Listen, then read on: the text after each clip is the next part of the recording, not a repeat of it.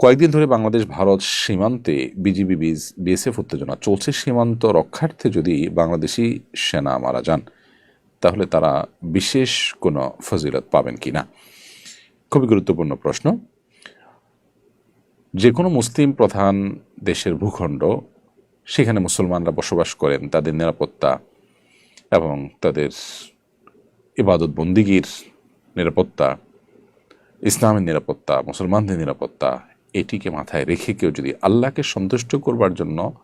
মুসলিম প্রধান দেশের ভূখণ্ডকে পাহারাদারি করেন, তিনি সীমান্ত পাহারার কাজে নিয়োজিত থাকেন, তাহলে সেক্ষেত্রে এটি তার ইবাদত হিসাবে গণ্য হবে ইনশাআল্লাহ তাআলা। কিন্তু উদ্দেশ্য হতে হবে আল্লাহ সুবহানাহু ওয়া তাআলার সন্তুষ্টি। চাকরি করেও আল্লাহ সন্তুষ্টি আশা করা যায় যে আমি এই সেক্টরে চাকরি করছি একটি বিশেষ ফজিলত লাভের আশায়, আল্লাহ তাআলার সন্তুষ্টি লাভের আশায়, তাহলে সেই চাকুরিটিও আপনার নেকামল হিসেবে গণ্য হতে পারে।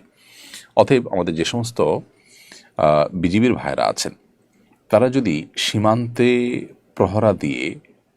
মুসলিমদের নিশ্চিন্তে ঘুমের ব্যবস্থা করা, তাদের নিরাপদে থাকার ব্যবস্থা করা, তাদের ভূখণ্ডকে প্রহরা দেওয়ার ব্যবস্থা করা, এটা যদি তাদের উদ্দেশ্য থাকে এবং আল্লাহ তাআলাকে এর মাধ্যমে সন্তুষ্ট করতে চান, আল্লাহর কাছ থেকে সওয়াব পেতে চান, ইহতিসাবুল আজর মিনাল্লাহ, বা আল্লাহর কাছ থেকে সওয়াব পাওয়ার আশা যদি থাকে, তাহলে সেক্ষেত্রে তার এই কাজটা এটা ইবাদত হিসাবে গণ্য হবে। এবং ইবাদত হিসাবে গণ্য হওয়ার কারণে এর মাধ্যমে তিনি আল্লাহ সুবহানাহু ওয়া তাআলার কাছ থেকে আজর পাবেন। যেমন একটি হাদিস রয়েছে, নবী সাল্লাল্লাহু আলাইহি ওয়াসাল্লাম বলেছেন যে মুসলমানদের ভূখণ্ড এর নিরাপত্তা বা মুসলমানদের ভূখণ্ডের পাহারাদারি যদি কেউ করেন রাত জেগে, তাহলে সেটা দুনিয়া এবং দুনিয়ার মধ্যে যত কিছু আছে এর চাইতে উত্তম হবে। অন্য হাদিসে রয়েছে যে মাস জুড়ে রোজা রাখা এবং রাত জেগে ইবাদত করলে যে পরিমাণ সওয়াব পাওয়া যাবে,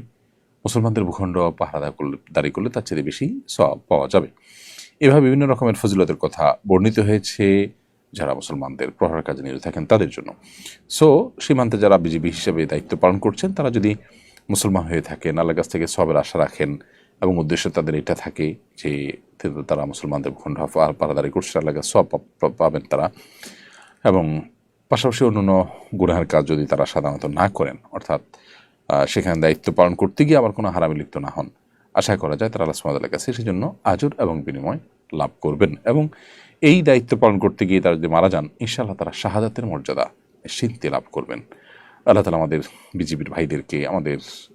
বর্ডারে যারা পাহারাদারি করছেন, আমাদের সীমান্ত যারা রক্ষা করার জন্য কাজ করছেন, আল্লাহ রাব্বুল আলামিন তাদেরকে হেফাজতে রাখুন, নিরাপদে রাখুন এবং তাদের ঈমান এবং